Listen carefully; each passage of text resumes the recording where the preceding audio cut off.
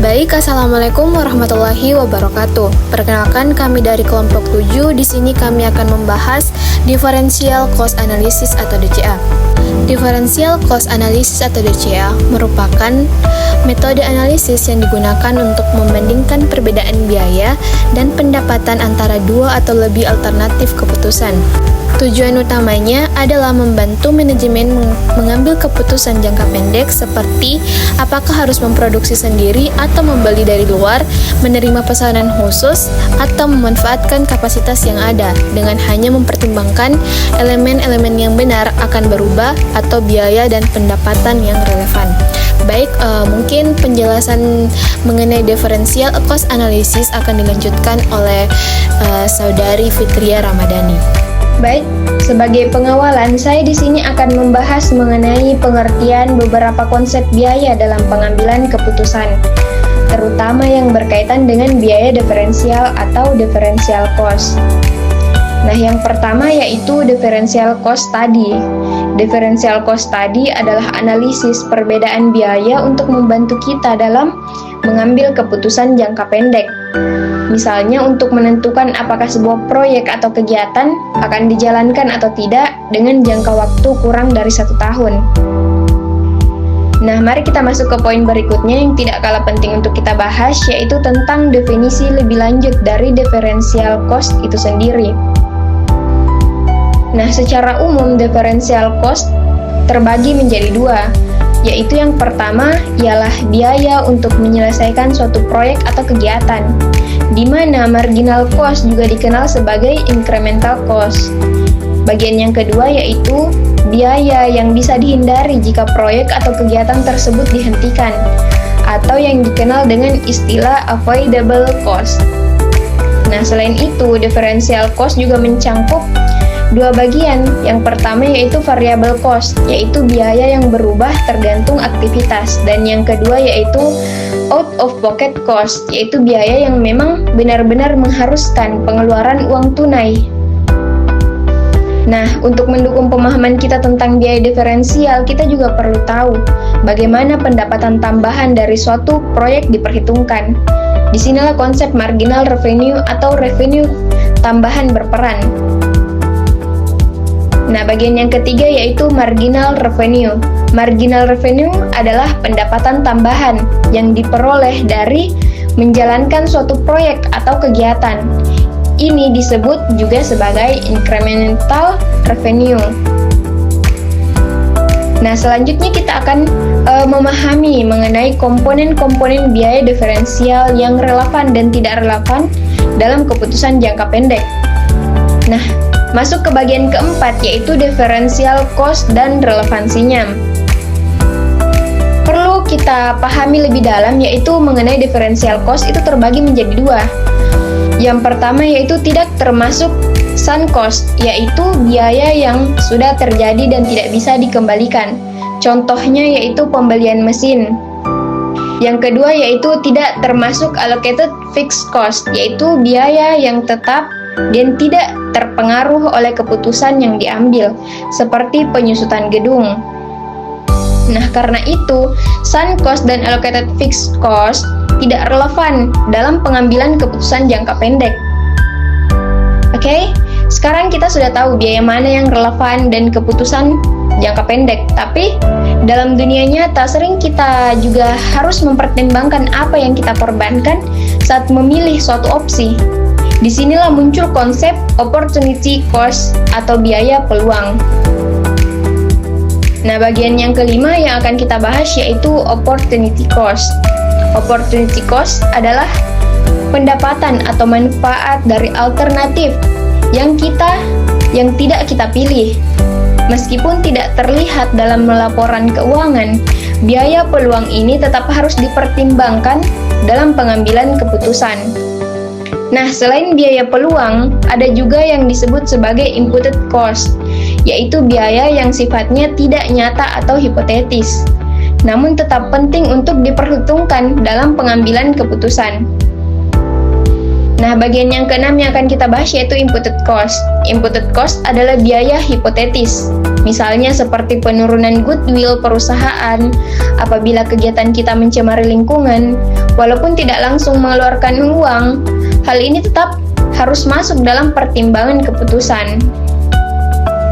Nah, jadi dari semua poin yang telah kita bahas, kita bisa simpulkan bahwa dalam pengambilan keputusan, khususnya yang bersifat jangka pendek, kita perlu fokus pada biaya-biaya yang relevan seperti differential cost, opportunity cost, dan imputed cost.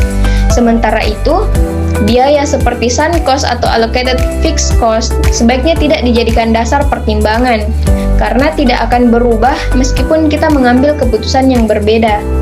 Baik, di sini saya akan menjelaskan tentang mengapa differential cost analysis atau DCA penting. Terdapat 3 poin utama, yaitu poin pertama, fokus pada perubahan. DCA memfokuskan pada biaya dan pendapatan yang berubah akibat keputusan tertentu, sehingga informasi yang tidak relevan atau misalnya biaya tetap atau sunk cost diabaikan. Differential cost analysis merupakan alat penting dalam proses pengambilan keputusan manajerial karena pendekatannya yang sangat fokus pada informasi relevan, yaitu informasi yang benar-benar berubah akibat adanya suatu keputusan. Dalam praktik bisnis, tidak semua informasi akuntansi memiliki nilai dalam pengambilan keputusan. DCA hanya mempertimbangkan biaya dan pendapatan yang berubah atau diferensial antara satu alternatif keputusan dengan alternatif lainnya. Biaya tetap yang tidak terpengaruh oleh keputusan yang diambil atau sunk cost yang sudah terjadi di masa lalu dan tidak dapat diubah, tidak dipertimbangkan karena tidak memiliki dampak terhadap hasil keputusan di masa depan.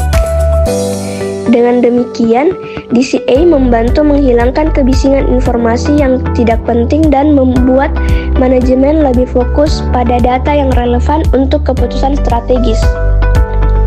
Poin kedua, pengambilan keputusan yang tepat.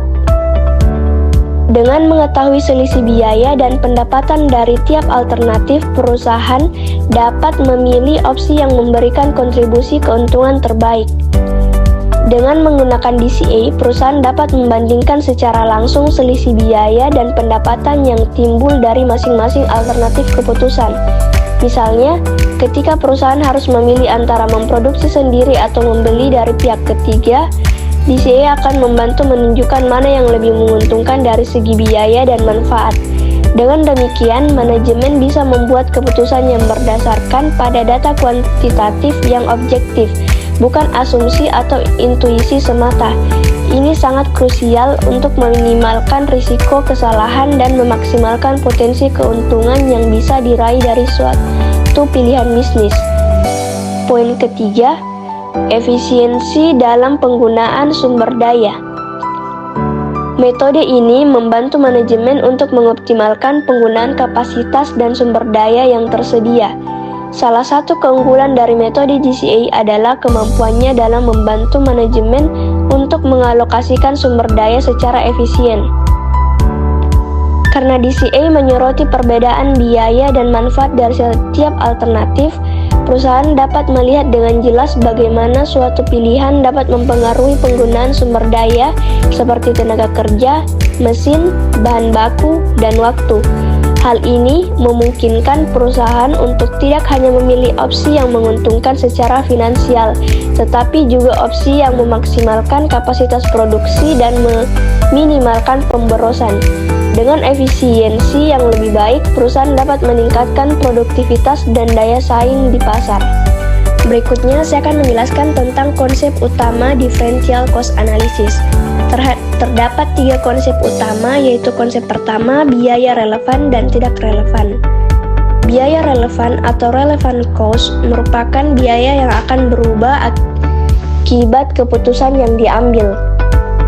Dalam konteks ini, fokus bukan pada total biaya yang akan dikeluarkan, tetapi pada selisih biaya antara satu alternatif dan alternatif lainnya. Menurut Carter, biaya relevan memiliki 2 karakteristik utama. Yang pertama, biaya tersebut terjadi di masa depan.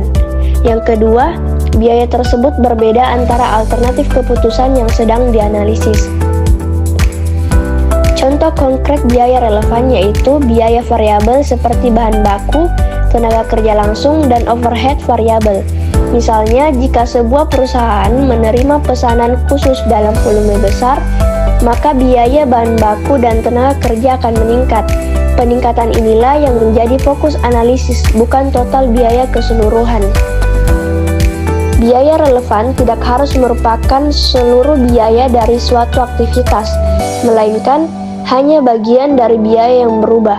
Misalnya, jika dua alternatif memiliki biaya tetap yang sama, maka biaya tetap tersebut tidak relevan karena tidak mempengaruhi keputusan.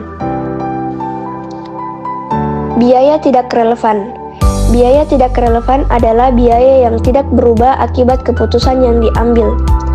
Meskipun secara akuntansi tetap tercatat, biaya ini tidak berdampak terhadap proses pengambilan keputusan. Terdapat dua jenis biaya tidak relevan. Yang pertama, biaya tetap, biaya yang tidak berubah dalam jangka pendek. Biaya ini tetap dikeluarkan terlepas dari alternatif yang dipilih, seperti sewa gedung atau gaji manajemen puncak. Kecuali keputusan tersebut menyebabkan perubahan besar dalam struktur organisasi, maka biaya tetap ini tidak akan berubah dan dianggap tidak relevan. Yang kedua, biaya masa lalu atau sunk cost.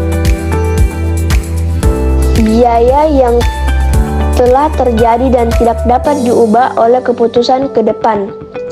Ini adalah biaya yang sudah dikeluarkan dan tidak bisa dipulihkan. Tidak peduli keputusan apa yang diambil saat ini, William Carter menekankan bahwa sunk cost tidak boleh mempengaruhi keputusan karena mereka tidak membawa manfaat ekonomi masa depan. Contohnya adalah biaya peralatan yang telah dibeli atau biaya riset produk yang tidak jadi diluncurkan. Banyak kesalahan umum yang terjadi pada biaya masa lalu atau sunk cost, yaitu banyak manajer masih mempertimbangkan sunk cost dalam pengambilan keputusan karena efek psikologis dari kerugian masa lalu. Ini adalah hal yang harus dihindari. Konsep kedua, pendapatan diferensial. Definisi pendapatan diferensial adalah selisih pendapatan yang timbul antara dua alternatif keputusan. Pendapatan diferensial sama seperti biaya, tidak semua pendapatan perlu dianalisis, hanya pendapatan yang berbeda antar alternatif yang perlu diperhatikan. Contohnya, jika perusahaan mempertimbangkan untuk menerima pesanan khusus dari pelanggan dengan harga lebih rendah dari harga reguler, maka perbedaan antara pendapatan dari pesanan khusus dan penjualan biasa merupakan pendapatan diferensial. Relevansi dalam pendapatan diferensial yaitu hanya pendapatan yang berbeda antara alternatif yang dianalisis yang akan mempengaruhi keputusan. Menurut Carter, yang penting bukan seberapa besar total pendapatannya, tapi berapa besar perubahannya dari satu alternatif ke alternatif lainnya. Jika pendapatan dari kedua alternatif sama, maka pendapatan tersebut tidak relevan dalam proses analisis. Yang ketiga, konsep yang ketiga, biaya peluang atau opportunity cost. Konsep biaya peluang merupakan keuntungan potensial yang hilang ketika memilih satu alternatif dibandingkan dengan alternatif terbaik berikutnya. Carter menyebut ini sebagai hidden cost yang sering tidak tercatat dalam laporan keuangan, tetapi sangat penting dalam pengambilan keputusan manajerial. Contohnya, sebuah mesin produksi yang saat ini tidak digunakan bisa disewakan dengan harga 10 juta per bulan. Jika manajemen menggunakan mesin itu untuk produksi internal, maka 10 juta itu adalah biaya peluang karena potensi pendapatan sewa hilang. Pentingnya memahami opportunity cost adalah biaya peluang tidak selalu terlihat dalam laporan akuntansi, tetapi dapat sangat berpengaruh terhadap keuntungan total. Oleh karena itu, manajer harus memasukkan pertimbangan ini dalam evaluasi alternatif, terutama dalam keputusan terkait pemanfaatan kapasitas, alokasi waktu kerja, dan investasi aset. Selanjutnya, langkah-langkah dalam melakukan differential cost analysis. Menurut William K. Carter, terdapat serangkaian langkah sistematis untuk menerapkan DCA dalam pengambilan keputusan. Yang pertama, identifikasi alternatif keputusan. Kita mulai dari mendefinisikan semua opsi yang tersedia. Misalnya, perusahaan harus memilih antara memproduksi sendiri barang secara internal atau membeli dari pemasok luar, atau juga bisa dengan menerima pesanan khusus dibandingkan tetap menjalankan operasi reguler seperti biasa. Setelah alternatif-alternatifnya ditentukan, langkah selanjutnya adalah mengumpulkan semua informasi yang berkaitan dengan masing-masing pilihan tersebut, termasuk data biaya dan pendapatan yang relevan. Yang kedua, identifikasi dan klasifikasi biaya serta pendapatan yang relevan. Di sini kita harus memisahkan mana biaya yang benar-benar akan berubah akibat keputusan yang diambil. Fokusnya hanya pada biaya yang terpengaruh langsung. Jadi, biaya tetap atau biaya yang sudah terjadi di masa lalu tidak dimasukkan. Selain itu, kita juga perlu mengidentifikasi apakah keputusan ini akan menghasilkan pendapatan tambahan. Kalau iya, maka kita harus mengukur berapa selisih pendapatan antara satu alternatif dengan yang lainnya. Ketiga, penghitungan selisih atau differential calculation. Langkah ini adalah inti dari DCA, yaitu menghitung selisih biaya dan pendapatan antara alternatif yang tersedia. Misalnya, untuk dua pilihan, A dan B. Maka, differential cost sama dengan biaya relevan pada alternatif A dikurang biaya pada alternatif B. Sedangkan untuk differential revenue sama dengan pendapatan alternatif A dikurang pendapatan alternatif B. Dari selisih ini kita bisa menentukan margin kontribusi, yaitu seberapa besar suatu pilihan akan meningkatkan laba dibanding pilihan lainnya. Yang keempat, evaluasi dampak terhadap laba. Setelah menghitung selisihnya, kita lakukan dua jenis evaluasi. Pertama, analisis kuantitatif, yaitu membandingkan secara angka untuk melihat mana alternatif yang lebih menguntungkan. Kedua, analisis kualitatif, yaitu mempertimbangkan faktor-faktor yang tidak bisa diukur secara langsung, seperti dampaknya terhadap citra perusahaan, kepuasan pelanggan, keluasan operasi, dan dampak strategis dalam jangka panjang. Kelima, pengambilan keputusan. Langkah terakhir adalah memilih alternatif yang paling menguntungkan secara finansial, yaitu yang memberikan margin kontribusi positif dan bisa mengoptimalkan penggunaan sumber daya perusahaan. Setelah keputusan diambil, penting juga untuk mendokumentasikan keputusan tersebut dan melakukan monitoring atau pemantauan agar bisa dilihat apakah hasilnya sesuai harapan. Nah, setelah mendengar penjelasan mengenai analisis biaya diferensial, di sini saya akan memaparkan salah satu contoh kasus. Yang pertama yaitu di sini menggunakan anggaran fleksibel untuk analisis biaya diferensial. Di mana di sini salah satu perusahaan yaitu perusahaan Gilbert menyusun anggaran fleksibel, yaitu anggaran yang disesuaikan dengan berbagai tingkat kapasitas produksi yang dimana dimulai dari 60%, 80%, 100%, dan 120%. Setiap tingkat kapasitas menghasilkan jumlah unit yang berbeda dan tentu saja biaya total juga berubah. Tujuan utama dari analisis ini adalah melihat bagaimana biaya berubah jika perusahaan memutuskan meningkatkan atau menurunkan volume produksi. Perubahan biaya ini disebut biaya diferensial atau differential cost. Adapun langkah-langkah analisisnya yaitu yang pertama yaitu total cost atau biaya total, di mana total biaya yang dikeluarkan untuk masing-masing tingkat kapasitas produksi. Yang kedua yaitu average unit cost. Biaya rata-rata per unit dihitung dari total biaya dibagi dengan jumlah unit. Yang ketiga yaitu differential cost total, yaitu selisih biaya total antara dua tingkat produksi. Yang keempat itu differential cost per unit, di mana selisih biaya dibagi dengan perubahan jumlah unit produksi.